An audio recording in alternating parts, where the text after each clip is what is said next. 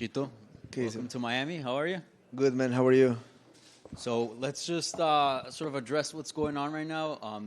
Literally about 120 credited media, 40 of them are from Ecuador, so literally one-third are here to cover you. What does it feel to have the country supporting you, and can you talk about this moment, what it means for Ecuadorian MMA?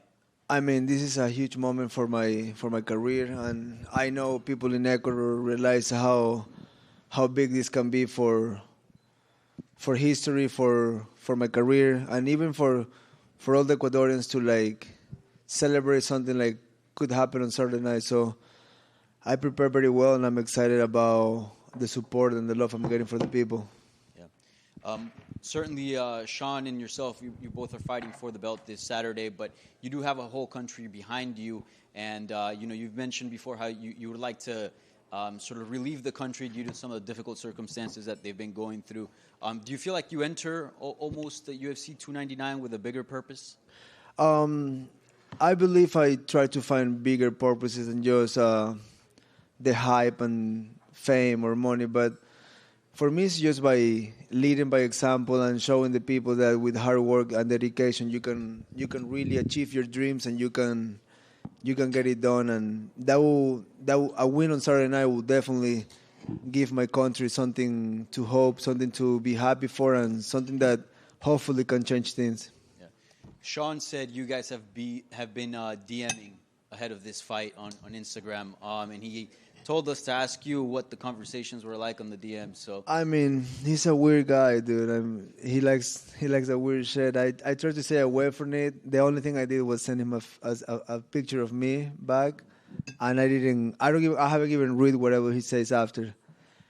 I get it. I mean, one of his main tools is get on people's head, but good luck with that. But I mean, I'm gonna fuck you up, and I'm prepared for Saturday night. So he's trying to start things, and yesterday he asked me if I was ready to lose the fight. So they didn't catch my answer, which I would have loved the camera catch what I say back to him, but they only catch one side. But that's just one tool to the game, right? I'm ready for a fight. My mind is in the right place, and I'm gonna kick his ass.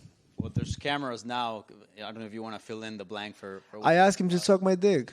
Okay. I mean, simple as that. I'm not here to be friendly. I'm not here to be respectful. I'm not a karate guy. I'm a fighter. So you fuck with me, I'm gonna fucking fuck with you. I'm not fucking around, man. And lastly, I don't know if you've seen, but he's been beefing with, Ryan Garcia. He's also, gone back and forth with Ilia Topuria. And he's also been saying that he doesn't count the first, his loss to you. So I just wanted to ask you, do you see him distracted? Do you feel like he's taking you lightly ahead of this fight? I don't give two fucks about what he's doing, who he talks for. I focus about myself. I focus about my schedule, my training, my body, my mind, and whatever he's doing, I can give two fucks about him or his life. Chito, you talked about running into him and inviting him to enjoy you in that way. Do you enjoy this sort of animosity before the fight? Does it give you a little extra spice? Bro, I'm a street fighter, dude. I don't give two fucks. If you're here to and you want to throw down, we throw down. I don't grow up in a pussy ass environment like his. So if you want to throw down him or his team, trust me, I don't give two fucks, dude. You sort of mentioned that it was a weird DM, but I've got to push on you and say, what exactly did he send you that was weird? He was just trying to get to my head. The text wasn't weird. He's a weirdo. So I'm like, I'm not going to engage with you on a conversation. That's why you send a selfie back, smiling. Do you, you talk about how he's a weird guy, but do you still respect his skills, right? He has shown that he's got some great striking. Of course. I mean, everybody in front of me, I'm not taking them lightly. I know I have never said it's going to be an easy fight. I have never said in the past I'm going to have an easy fight. I'm always there for a hard fight. I'm always expecting the worst, and because the worst can happen very easily in the cage. So with me, it's not like I don't take no one lightly, but I'm not going to fucking be under you and kind of like be afraid of you. I'm gonna go as far as I can to get it done. So, and I've been doing it my whole career in the UFC. I got 10 years fighting for the UFC. I have never been on a fight that I disappoint people. You mentioned about his mind games. I'm curious for you. You could play a mind game if you just walk out there and kick him in the calf right away as hard as you can. Do you think that could get into his head? That's exactly what I'm planning to do. I'm gonna get in there, and I'm gonna drill a hole to his face, and then what? There's no talking in there. I know his corner likes to do the talking when we're in there, but I'm like, what are you gonna? I mean, I would love my corner to give me advice to win the fight. If my corner is more concerned about talking shit about my opponent and don't tell me what to do, I wouldn't be with the people. But I mean, the whole circle is just like it's all a full rainbow in there, right? And we know what it stands for that these days. Chito, right here. Michael Bisping on his podcast said he had heard that you had a bad camp, in his words, and your coach kind of like, or Aljo said it or so whatever, and then. Oh, yeah, dude. Oh, yeah. He's so fucking hungry for attention. He never got attention in the UFC. He became a world champion. He defended. He got booed in fucking Jersey against fucking Cejudo. Who gets booed against Cejudo? Holy shit, people fucking hate you. Now you're becoming a YouTuber because fighting career probably is not going well. I don't want to knock down on anybody because I want to focus on my fight and keep my karma in the right direction. But, I mean, he hurt. We have a private gym. There's no janitor in our gym. You know what I'm saying? Like, we don't have people. It's the same 3 people year round. But Saturday night, you guys will see how bad my camp was. And I'm a guy that in 3 fights in the UFC, 22 fights in the UFC, has never come with an excuse. Like most of these fighters. They always have something to complain. Oh, this and that happened. Oh, I'm going through this. Oh, I didn't have this. I have never said anything. So that should tell you something about me. And all you, fuck off, dude. You have a fight ahead. Focus on your life. You're a fucking loser, dude. And Sean was in here earlier, and he said, because Merab is weighing in as the backup in case one of you don't make it, and he said that if for some reason you didn't make it to the octagon, he would 100% fight Merab. If for some reason Sean didn't make it in on Saturday, would you also be down to fight Merab on short notice? 1000%. And you've faced a lot of long, rangy strikers like Dominic and Corey Sandhagen. So I'm curious, how does Sean's skill set compare to those two?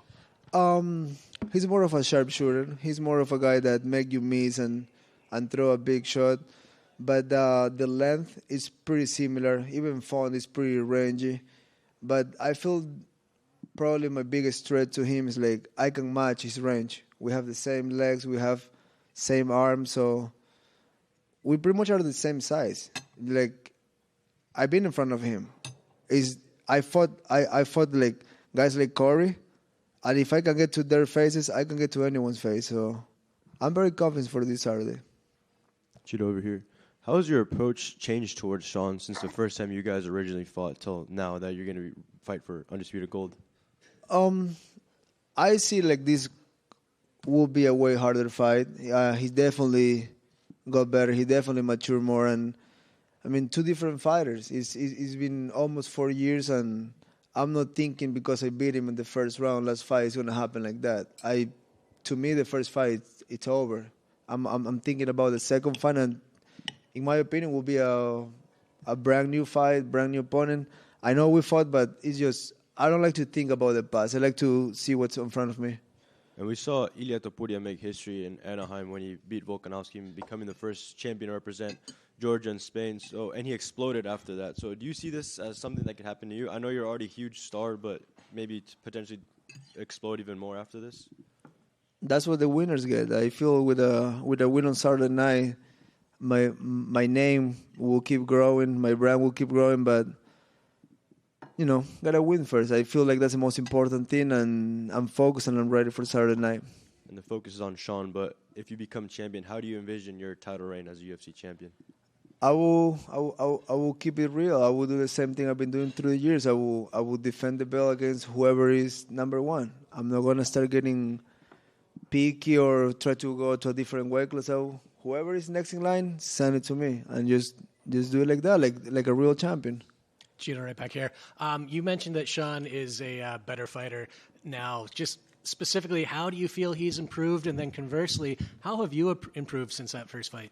I would say on my side, I fought all the experienced guys. I fought all the former champions. I fought the long run. I had the hardest fight to get to this point in my career, and for a guy like him, he's very talented. I'm sure he keeps evolving and everywhere. Grappling, punching, kicking. Like there's just if you don't evolve in this game, you're gonna stay behind. So I'm taking this as a big risk, but will bring a big reward. And then you talk about the long road getting here. Do you prefer having taken that road? Like at the end of the day, is it better to have done it this way? I don't know other way. I've been in this spot for my whole life. When I used to fight in South America, when I used to go to Peru, to Mexico, I never got like an easy fight. It was never like, okay, we're gonna build your record a little bit.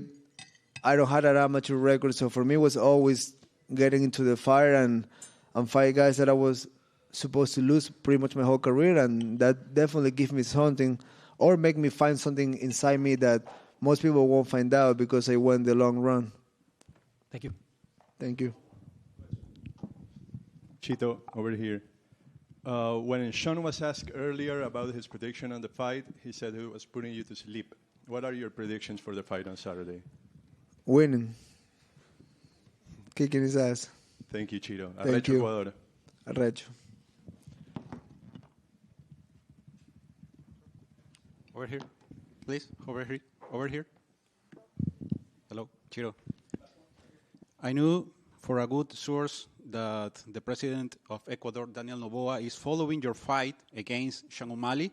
Is it possible that he will go to the Casilla Center and sit next to the Dana White? It's very possible. It's a president of a country, so it will be easier to get him that type of seats. But I haven't talked to Daniel. Two, I gotta see if he's here first. Thank you, Chito. Thank you, guys.